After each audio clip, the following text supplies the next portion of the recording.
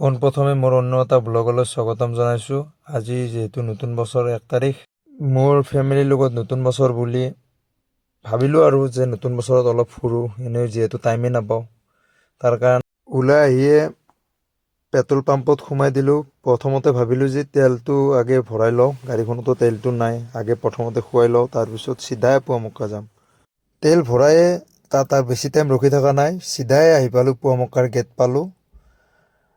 সকলোৰ বাবে অলপ দোৱা কৰি দিওঁ, তাকে ভাবিছোঁ 2025টো গ'লে যেনেকৈ 26টো যাতে ভাল হয়, তাতে আগাৰবাতি এইবিলাক কিনি ৱাইফক মানে কি কয়, মইতো আৰু নাযাওঁ ভিতৰত, ৱাইফকে ভিতৰত গৈ অলপ দোৱা কৰিব দিলোঁ সকলোৰ কাৰণে, সকলোৰ বাবে 2025টো যাতে ভালে ভালে যায় তাৰ বাবে কামনা। চিধাই ঘৰ চাইডে আহিলোঁ, আহি ভাবিলোঁ 25 চনটো যেনেকৈ তেনেকৈ পাৰ কৰিলোঁ, যাতে 26 চনটো আমাৰ সুকলামে যায়, সকলোৰে বিপদ আপদ।